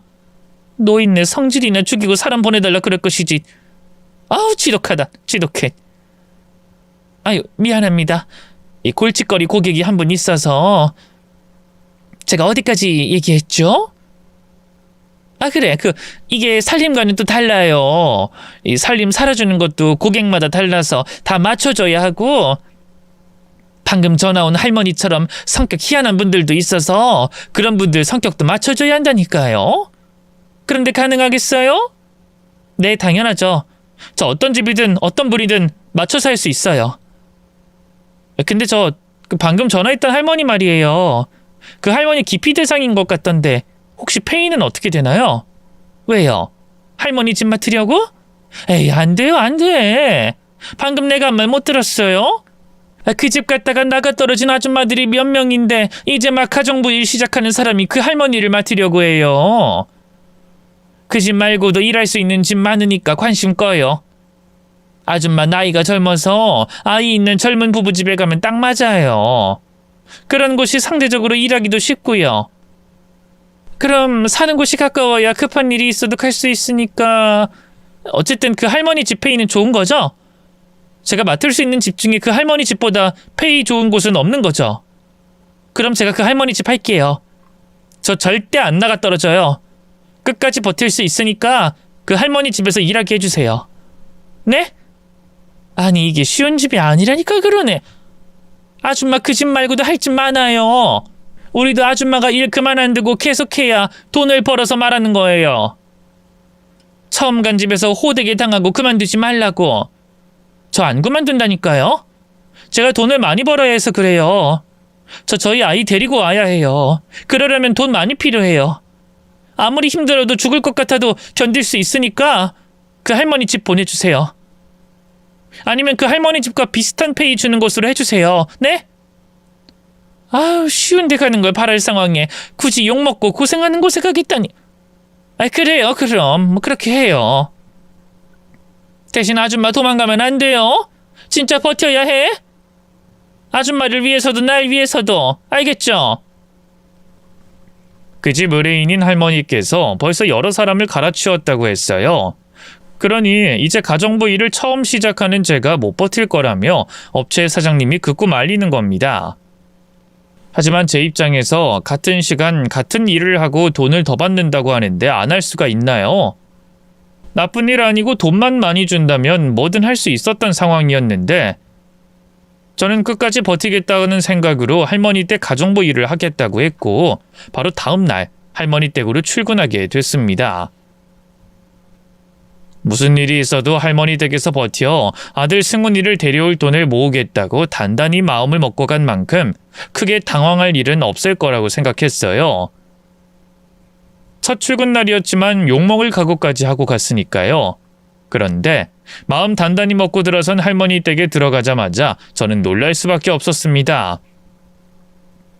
주인 할머니로 보이시는 분께서 문을 열고 들어오는 저를 벌써부터 마음에 들지 않는다는 표정으로 노려보고 계셨거든요. 그리고 뒤이어 아무것도 하지 않은 이제 막 집에 들어온 저를 꾸짖기 시작하셨어요. 사장놈이 누굴 보냈나 했더니 피덩이를 보내? 이제 이것들이 사람 보냈는데 열심히 하지 않겠다는 거지? 아주 날 물러보고 있어.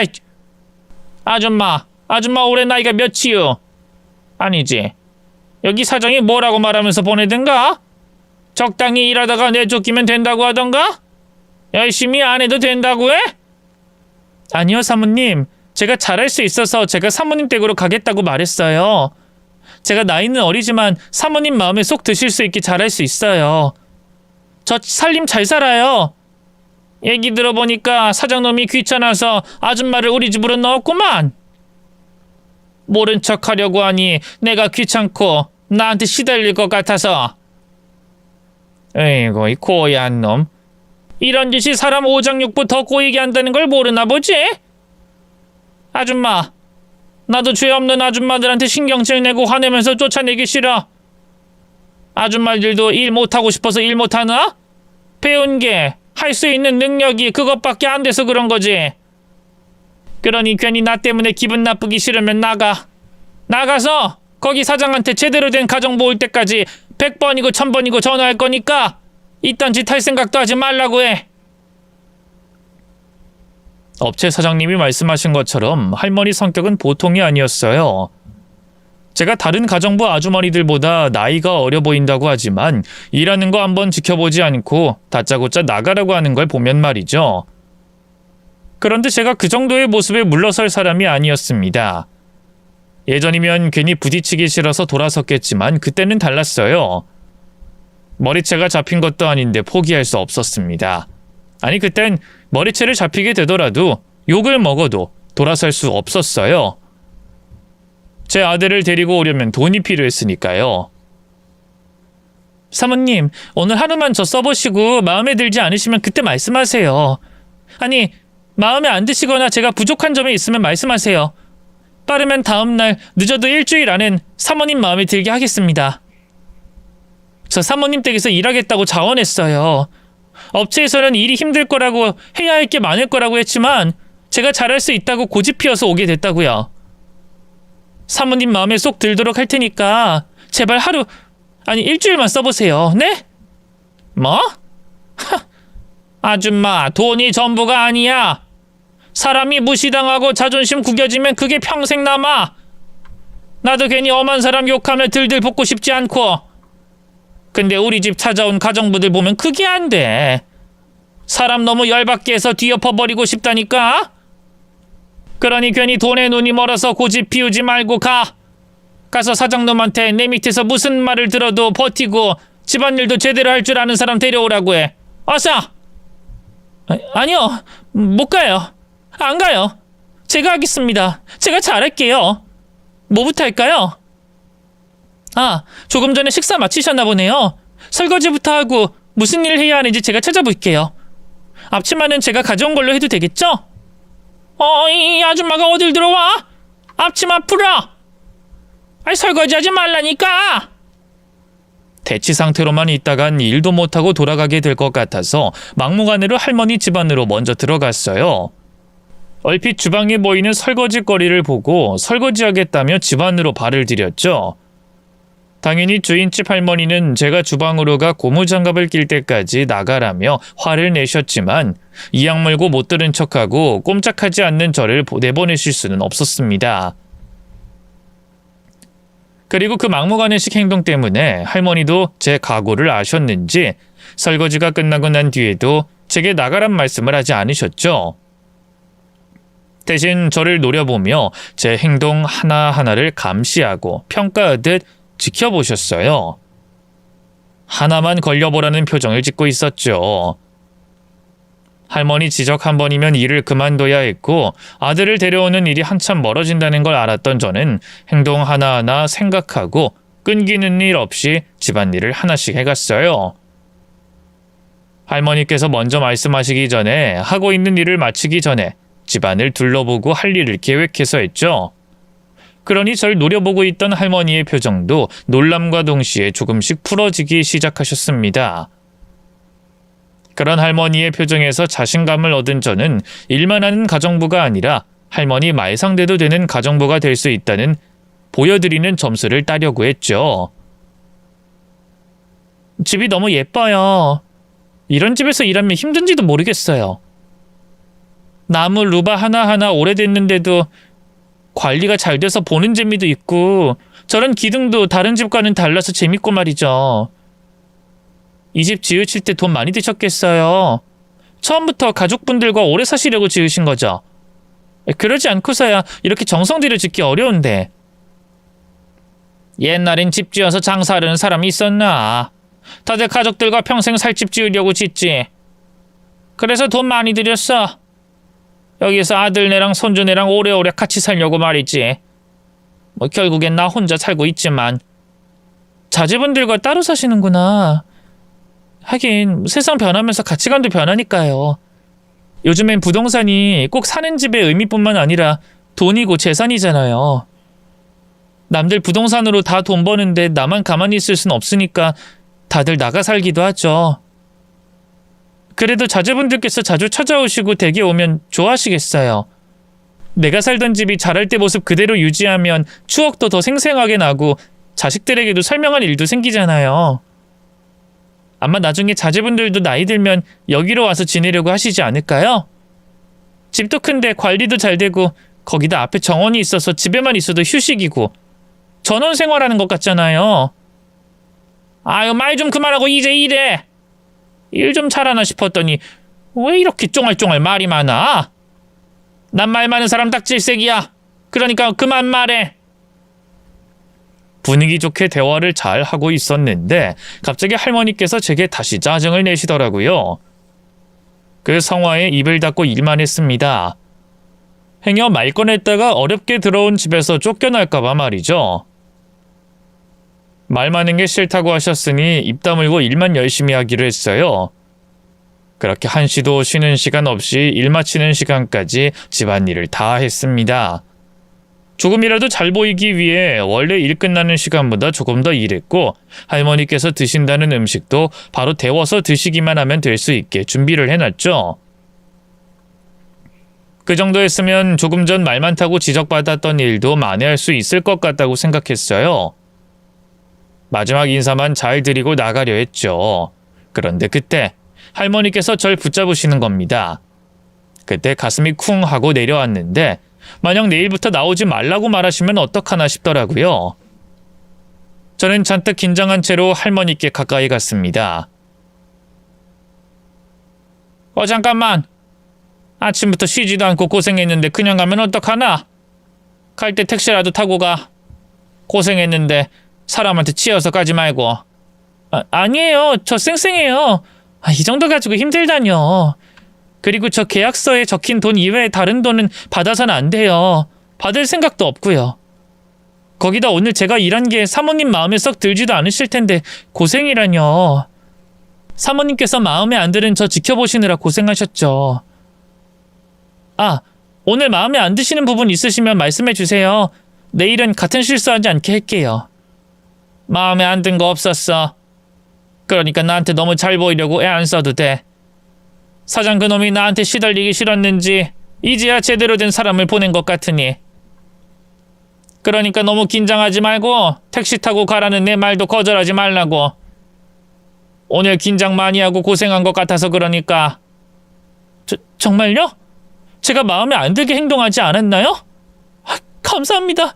정말 감사합니다. 근데 택시비는 그래도 괜찮습니다.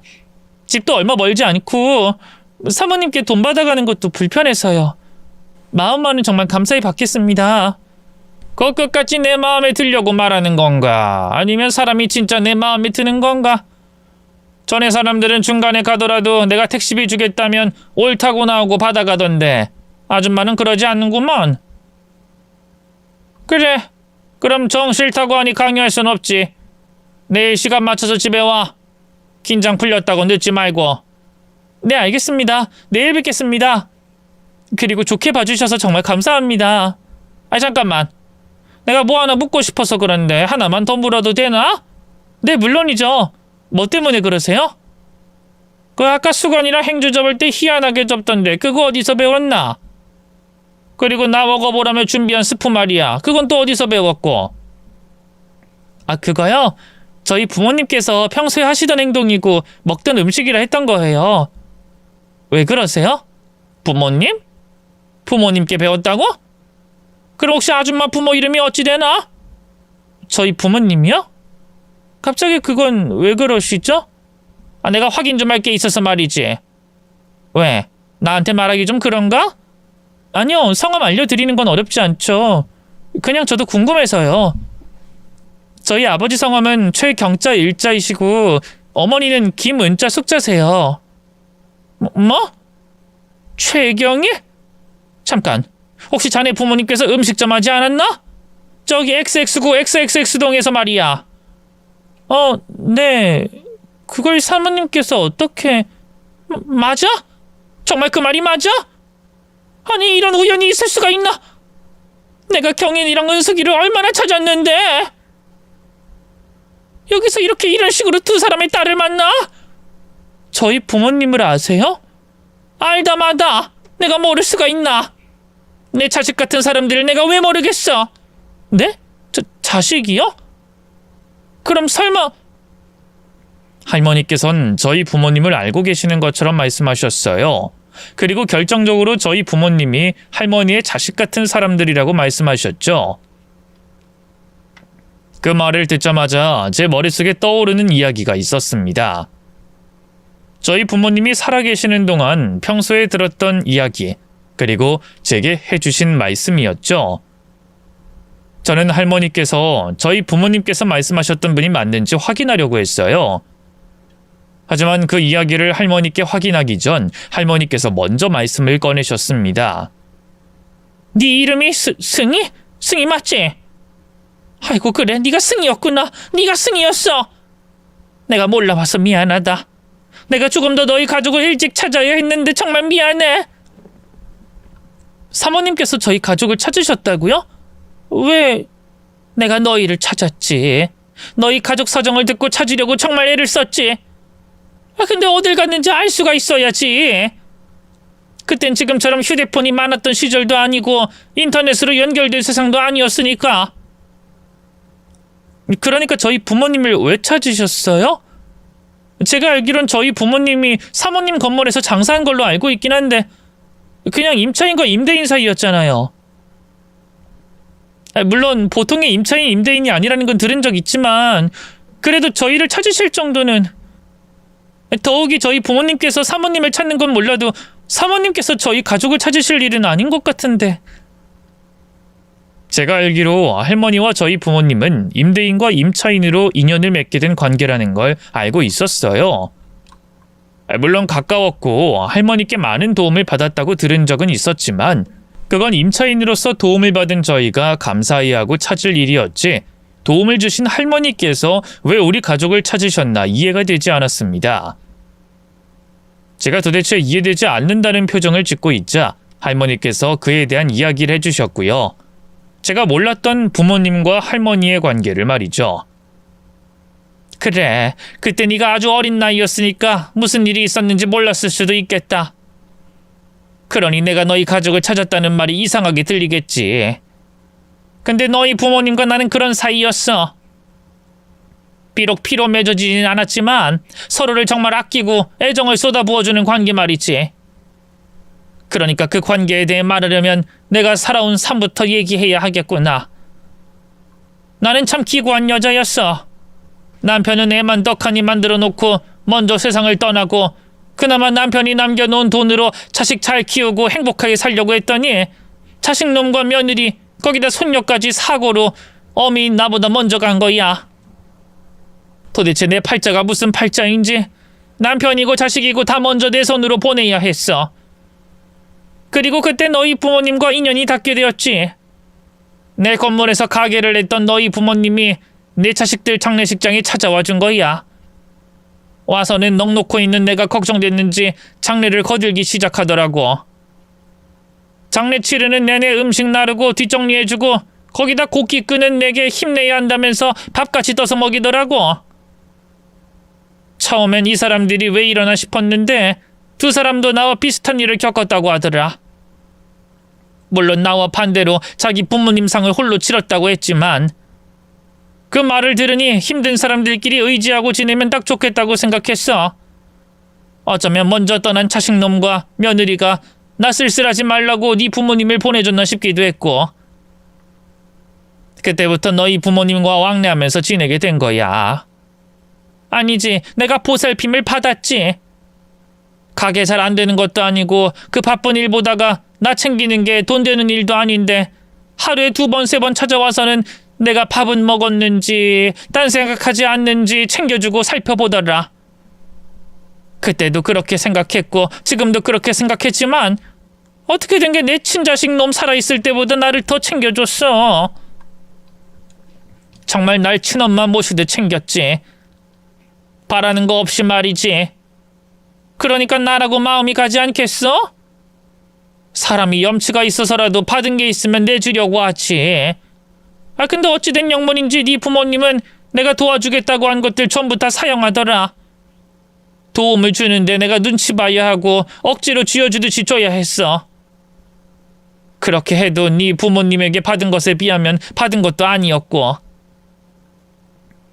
한 번은 내가 너희 부모님 덕분에 죽을 위기도 넘긴 적이 있었지. 낮에 혼자 있다가 갑자기 머리가 깨질 듯 아프더니 그대로 내가 쓰러진 거야.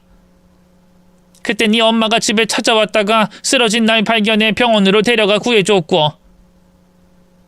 하여튼 네 부모님에게 고마운 일들 내가 전부 말할 수가 없어. 그 정도로 도움을 받았지. 그때만 해도 그렇게 평생 같이 지낼 줄 알았다. 피만 안 섞인 가족처럼 말이지.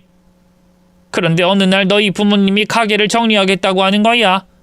지방으로 이사가서 가게를 할 거라면서 갑자기 가게를 정리한다며 얘기를 하더라고. 내가 붙잡기도 붙잡았지만 워낙 뜻이 확고해서 붙잡는 것도 민폐다 싶었단다. 그래서 더 붙잡지 않았고 지방에서 자리 잡으면 연락하라는 약속만 받고 보내줬는데 아무리 기다려도 연락이 없더라. 너희 부모님이 그럴 사람들이 아닌데 말이지.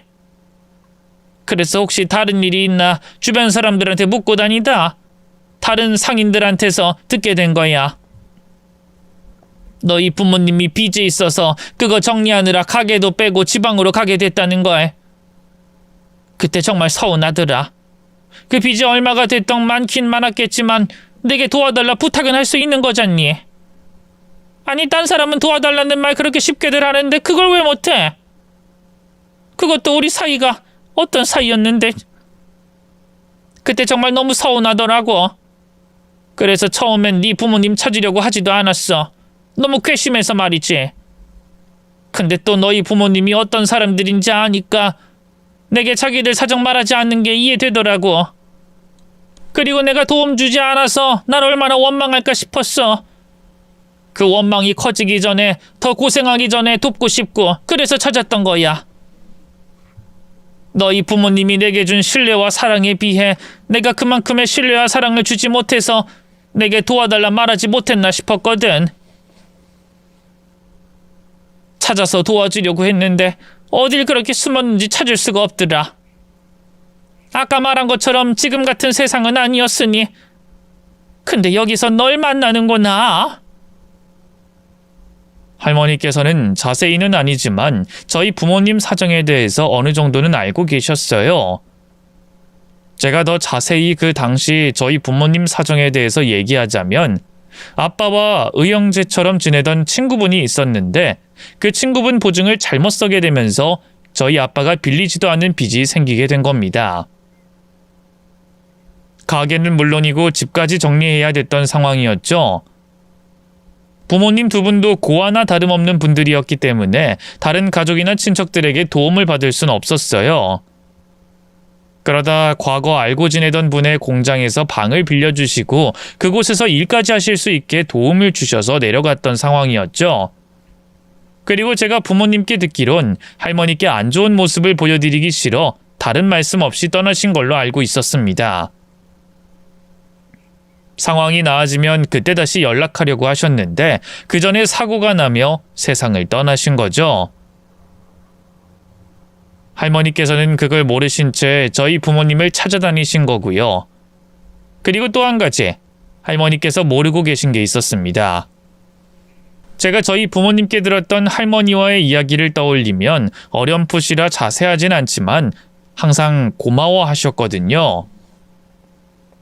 건물주인 할머니에 대해서 항상 좋은 말씀만 하신 게 기억났어요. 그 이야기를 할머니께 해드리고 마음의 짐을 내려놓게 하고 싶었죠. 원망이라뇨. 저희 부모님께서 항상 할머니에 대해서 좋게만 말씀하셨는데요. 부모 사랑 못 받은 두 분께 부모의 사랑이 무엇인지 느끼게 해주셨다고 했고 가게 월세라든지 편이라든지 항상 먼저 신경 써주셨다고, 그래서 덕분에 가게를 자리 잡을 수 있었다고 사모님 얘기 나올 때마다 말씀하셨어요. 집안 사정에 대해서 솔직하게 말씀드리지 못한 것도 아마 사모님께서 저희 부모님 도와주실 거라는 걸 아니까 패기치는 게 싫어서 솔직하게 말씀 안 하셨을 거예요. 사모님 생각을 진짜 많이 하셨거든요. 어느 정도였냐면 제가 분명 저희 할머니 두 분이 안 계신다는 걸 아는데 사모님에 대해 부모님께서도 하도 말씀을 많이 하시니까 혼란스러울 정도였어요. 그러니 저희 부모님이 원망했을 거라고 도움 못 줘서 미안하다고 말씀하지 마세요. 저희 부모님은 항상 사모님께 고마워하셨으니까요. 그럼 다행이고, 그럼 내가 너희 부모님 만나도 한결 마음이 편하겠다. 그래, 지금은 집안 사정이 좀 나아졌고? 아니면 아직도 사정이 안 좋아? 너희 부모님이면 뭐든 묵묵히 잘할 사람들이라 분명 어려운 상황도 이겨냈을 텐데. 그게 두 분 지방에 내려가고 몇 달 안 돼서 사고로 돌아가셨어요. 두 분이 돌아가신 지 벌써 30년도 더 넘으셨고요. 뭐라고? 경일이 은숙이가 죽었다고? 그것도 30년도 더 전에? 아이고 이게 무슨 일이야? 아니 하늘도 어쩜 내게 이러실 수가 있어? 내 남편, 내 자식, 그리고 며느리 손주까지 빼앗아가더니 이젠 내 자식같이 생각하던 두 사람까지 내려가? 아니 이게 어떻게 이럴 수가 있어? 그 열심히 사는 사람들, 같이 붙어만 있어도 행복한 사람들을 어떻게 이리 보낼 수가 있냐고. 승희 얘도 어렸을 텐데. 아유. 죄송해요. 제가 두 분 이야기 먼저 말씀드리려고 했는데 얘기를 하다 보니. 네가 왜 죄송할 일이냐? 전부 하늘이 무심도 하셔서 그렇지. 그럼 넌 어떻게 지낸 거야? 네 부모님 가족이 없었잖아. 네, 그래서 고아원에 맡겨졌어요. 위탁가정도 몇 번 돌아다니기도 했고요. 근데 제가 많이 모자란 건지 하나같이 좋은 분들을 만나지 못해서, 거기다 최근에는 남편이 바람 피운 걸 알고 이혼까지 하게 됐어요. 나이 어린 제가 가정부 일하게 된 것도 남편과 이혼하면서 빼앗긴 아들 데려오려고 돈이 필요해서 왔고요. 그래서 아까도 사모님이 저 내쫓으려고 하시는데 버티려고 했던 거예요.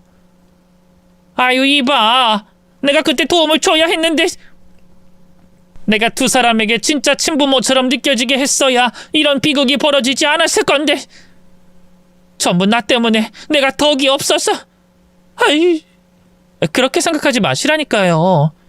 저희 부모님, 사모님 덕분에 떠나시기 전 좋은 기억 만들고 가실 수 있었을 거예요.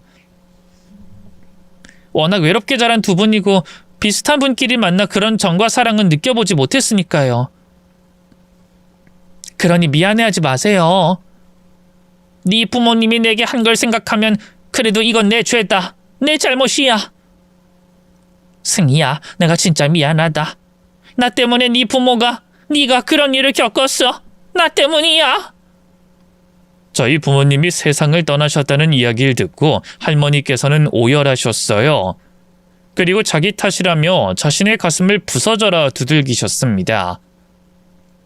오히려 할머니께서 가지지도 않아도 될 마음의 짐을 안고 계신 것 같아 저는 할머니를 말리며 저희 부모님의 마음을 대신 전했어요. 흥분한 할머니께서 마음이 가라앉을 때까지 안아드리고 있었죠. 그러다 흥분한 마음이 진정된 할머니께서 제게 뜻밖의 제안을 하셨습니다. 너무 놀라 거절할 수밖에 없는 제안을 말이죠. 그래, 그 아들 이야긴 뭐니? 남편이 바람을 피웠다고? 어쩌다 그런 남자놈을 만나서. 아니다. 네가 누구 밑에서 컸는데, 누구 자식인데 네한테 문제가 있겠어? 거기다 오늘 일하는 거 하루만 봐도 네가 어떤 아이인지 어떻게 살아왔는지 다 안다. 그놈이 못된 놈이겠지. 내가 도와주마. 내가 어떤 식으로 도움을 주면 되니? 네? 도움이요? 이미 충분히 도움 주셨어요. 내일 또 나오라고 하셨잖아요. 이제 일하면서 돈 벌면 제 아들 데리고 올 수 있을 거예요. 내가 이제 살면 얼마나 산다고 또 내가 후회할 일을 만들겠니? 내가 너 도와주지 않으면 내 마음이 불편해서 안 된다. 아니, 하늘나라에 올라가서 너희 부모 얼굴 볼 수가 없어. 내가 도와주마. 돈이 얼마가 됐든 시간이 얼마가 됐든 내가 도와줄 테니 말만 해라. 아니에요. 정말 도와주지 않은... 그냥 좀 내가 돕게 놔둬. 내가 이 나이에 돈만 잔뜩 쌓아두고 뭘 하겠니? 물려줄 자식도 없어. 손주도 없어. 늙은 내 몸뚱이 하나인데 가지고 있어서 뭐하냐고. 그리고 자식이랑 오래 떨어져 있으면 안 되는 건 몰라? 아들 안 찾고 싶어? 내가 도와줄 테니 잔말 말고 받아라. 받아서 애 찾아.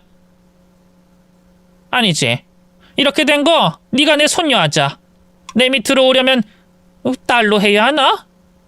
어쨌든 내 곁에서 지내. 내 곁에 있다가 나 죽거든 내 재산 네가 다 물려받아라. 이제까지 한 고생들 싹 잊게 내 돈으로 아들과 행복하게 살아. 알겠어? 할머니께서는 저희 부모님을 도와주지 못하신 게 한이 되셨는지 제게 아들을 찾아오는데 도움을 주시겠다고 하셨습니다. 그리고 도움을 넘어 할머니와 가족이 되어 같이 살자고 하셨죠. 그 제안을 몇 번이고 거절했어요. 제가 노력해서 얻은 결과가 아니기 때문에 할머니의 도움을 받을 수 없다고 판단했죠. 하지만 할머니 고집도 대단하셨어요. 거기다 원래 고집에 저희 부모님과 저에 대한 미안함 때문인지 제 입에서 그러겠다는 말이 나올 때까지 붙잡으셨습니다. 저는 할머니 도움을 받아 아들을 다시 되찾아올 수 있었고 할머니 곁에서 저희 부모님께서 하신 것처럼 챙겨드리게 되셨습니다. 다른 사람들이 할머니의 양손녀가 된 저보고 할머니 보호 아래 지내며 그 많은 재산을 물려받게 돼서 좋겠다고 부럽다고 하는데, 사실 저는 할머니께서 물려주시겠다고 한 돈에 대해서는 아무런 관심이 없어요. 그것보다 할머니를 만나 오랫동안 느끼지 못했던 사랑과 정을 느낄 수 있는데 만족하고, 제 아들 승훈이도 저만이 아니라 할머니의 사랑을 받을 수 있는 것에 가장 만족하고 있습니다. 그리고 바르게 살아오신 저희 부모님께 감사해하고 있어요. 부모님께서 베푸신 사랑을 제가 돌려받고 있으니까 말이죠. 이렇게 항상 바르게 살면 그 복이 다시 저에게, 제 자식에게 돌아온 것 같습니다. 그러니 여러분께서도 항상 베푸시는 삶 사시길 바라겠습니다. 그럼 전 여기서 사연을 마칠게요. 제 사연 끝까지 집중해 읽어주셔서 감사드립니다. 안녕히 계세요.